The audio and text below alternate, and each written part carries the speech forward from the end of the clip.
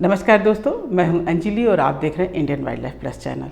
दोस्तों, आज हम आपको एक विशेष वाइल्ड लाइफ सेंचुरी की ओर ले चल रहे हैं जिसकी 3 तरफ की सीमाएं चाइना, भूटान और वेस्ट बंगाल से लगी हुई हैं। जी हाँ, इस सेंचुरी का नाम है पंगोलखा वाइल्ड लाइफ सेंचुरी, जो ईस्ट सिक्किम में स्थित है। तो चलिए सेंचुरी की ओर चलते हैं। अभी हम गैंगटोक के एमजी मार्केट में हैं। यहाँ से हम अपने होटल जाएंगे और वहाँ से फिर हम निकलेंगे पंगोलखा वाइल्ड लाइफ सेंचुरी के लिए।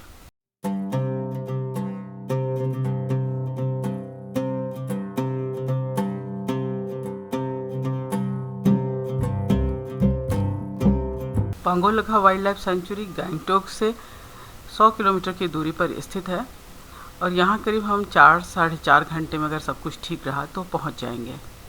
अभी हम हिल्स की ओर जा रहे हैं जो हाई एल्टीट्यूड एरिया है। तो कहते हैं यहाँ पे मौसम का मिजाज थोड़ी थोड़ी देर पे बदल जाता है। इस समय तो आसमान साफ लग रहा है, देखते हैं आगे कैसा है।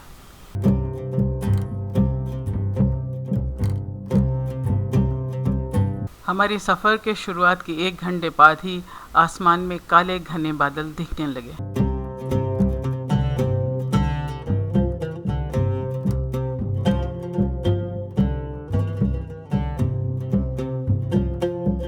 जैसे जैसे हम और ऊंचाई की ओर बढ़ने लगे, काले घने बादलों ने बारिश का रूप ले लिया था।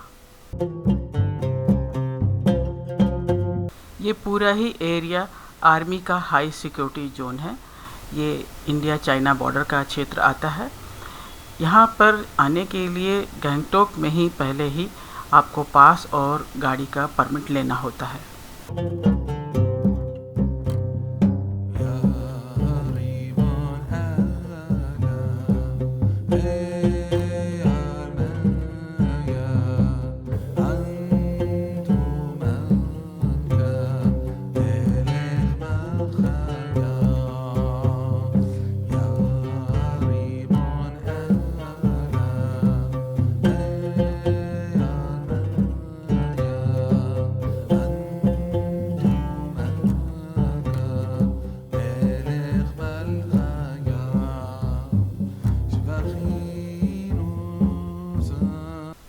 कहीं बारिश तो कहीं खुला आसमान। पहाड़ों पर मौसम का ये मिजाज लुका छुपी का खेल करता ही रहता है। और गैंगटोक से करीब 24 किलोमीटर दूर छांगू लेक अब हम पहुंच चुके थे। ये यहाँ का एक फेमस टूरिस्ट डेस्टिनेशन है। झील के किनारे तमाम तरह के टूरिस्ट एक्टिविटीज़ यहाँ पर किए जाते हैं, लेकिन यहाँ का जो सबसे फेमस है वो है याक राइड। तो उसका भी आप आनंद ले सकते हैं।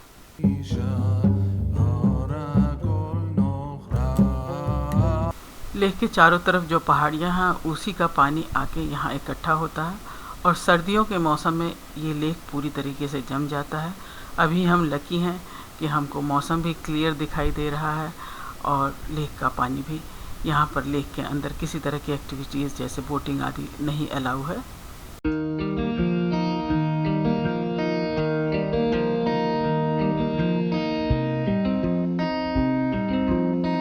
पंगोलखा वाइल्ड लाइफ सेंचुरी जाने के लिए हमें इन्हीं रास्तों से होकर गुजरना होता है। तो अच्छा है कि रास्ते में आने वाले सभी इम्पॉर्टेंट और खूबसूरत जगहों को देखते हुए चलें, क्योंकि ये हाई एल्टीट्यूड एरिया है तो इससे थोड़ा रेस्ट भी मिल जाता है और आप इन खूबसूरत जगहों को भी देखते हुए चलते हैं। तो चलिए अब चलते हैं हम नाथुला पास की ओर, जो कि इंडिया चाइना बॉर्डर है।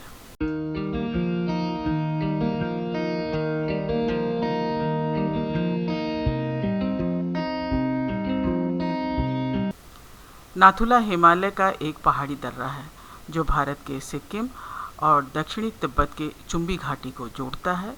यह 14,200 फीट की ऊंचाई पर है। यह भारत का प्राचीन सिल्क रूट हुआ करता था।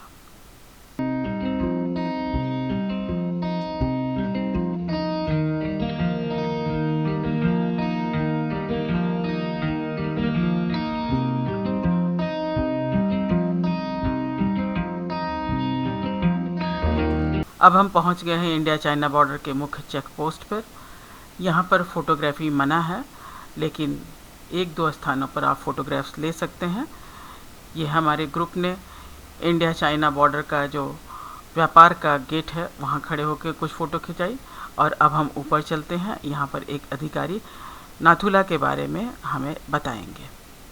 नाथुला तिब्बत भाषा का शब्द है। नाथु का मतलब है सुनने वाला कान, ला का मतलब है पास या प्यारा।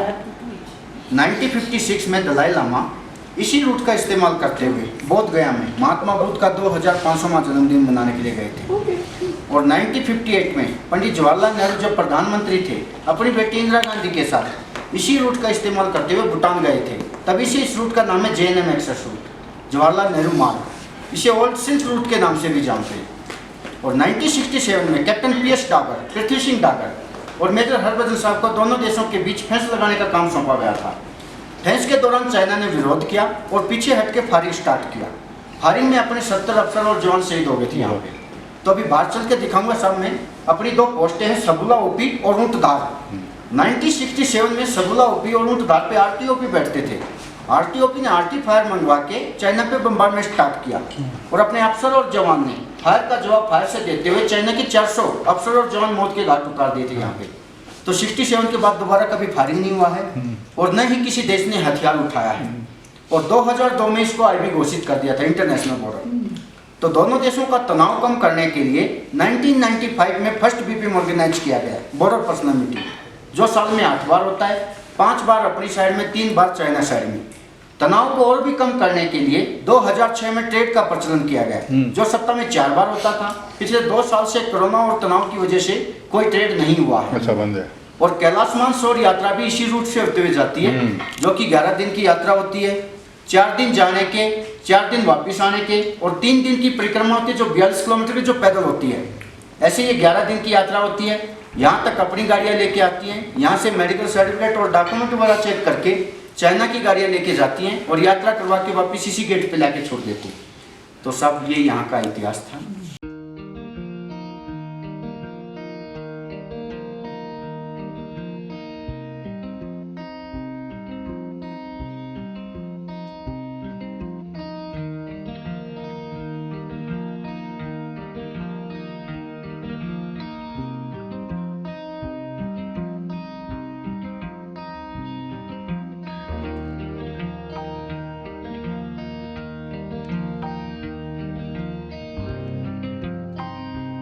चलिए अब हम आपको लेके चलते हैं पांगोंग लखा वाइल्ड लाइफ सेंचुरी, जो पूर्वी सिक्किम में स्थित है।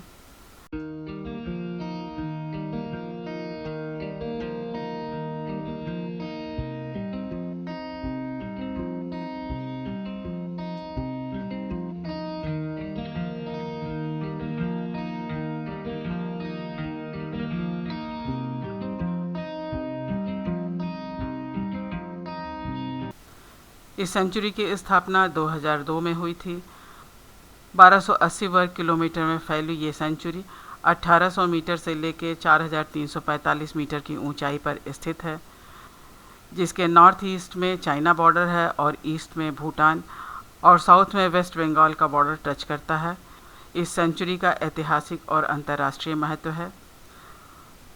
अनेकों तरह के विजिटर्स यहाँ पर आते हैं, जैसे माउंटेनियर्स, बोटेनिस्ट, सोल्जर्स और वाइल्ड लाइफर्स आदि।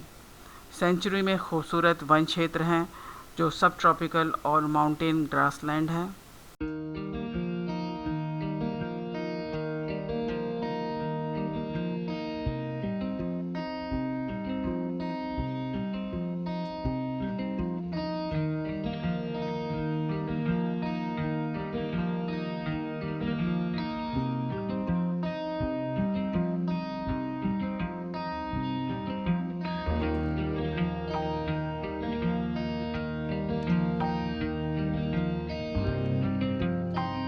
Me, I'm SP Bhutia, Assistant Conservator for the Paanggong Laka Wildlife Sanctuary. Now we have entered the Paanggong Laka Wildlife Sanctuary. This sanctuary has got a very peculiar ecosystem.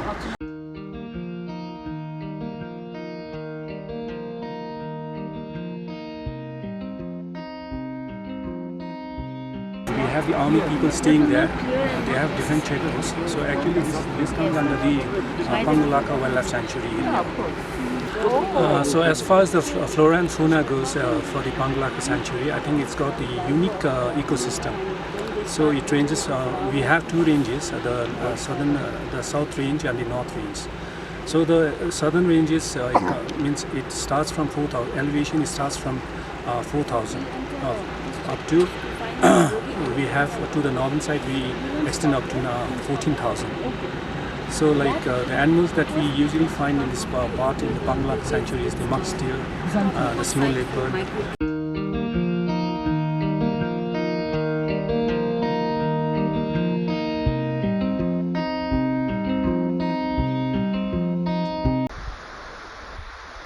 ठंडी हवा है ना, बहुत खूबसूरत ये century है। लेकिन बारिश भी शुरू हो गई है, बादल देखिए हमारे पीछे चल रहे हैं।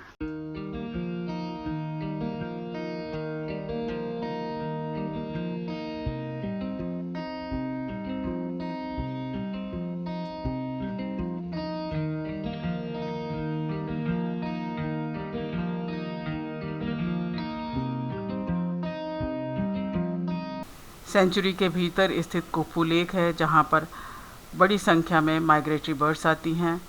यहाँ के जंगलों में बैम्बू के 28 में से 14 प्रजातियाँ पाई जाती हैं। यहाँ पाए जाने वाले वन्य जीवों में red panda, Himalayan black bear और बार्किंग डियर आदि हैं। अनेकों प्रजाति के यहाँ पर पक्षी भी पाए जाते हैं।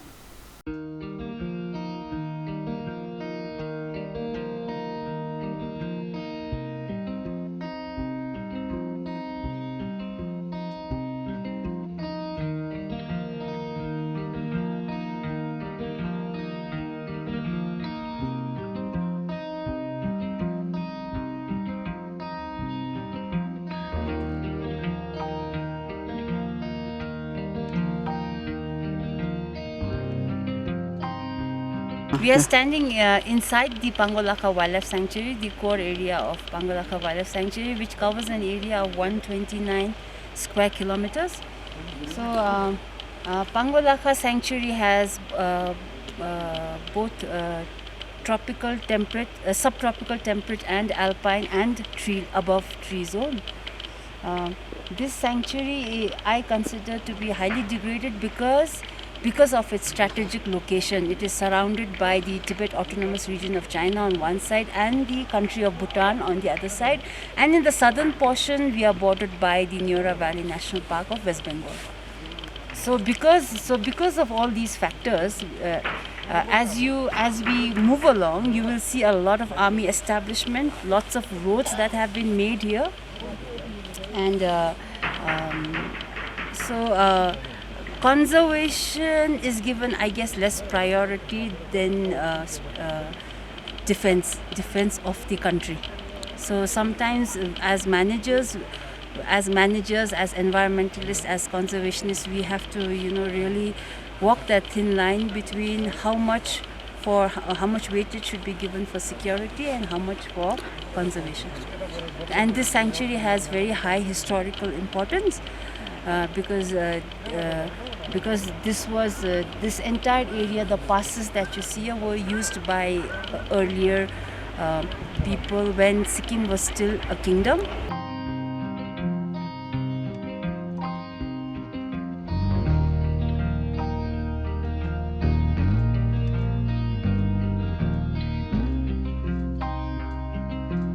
पांगोलखा वाइल्ड लाइफ सेंचुरी बहुत ही खूबसूरत है। हमारा अनुभव भी कुछ अलग तरह का ही रहा।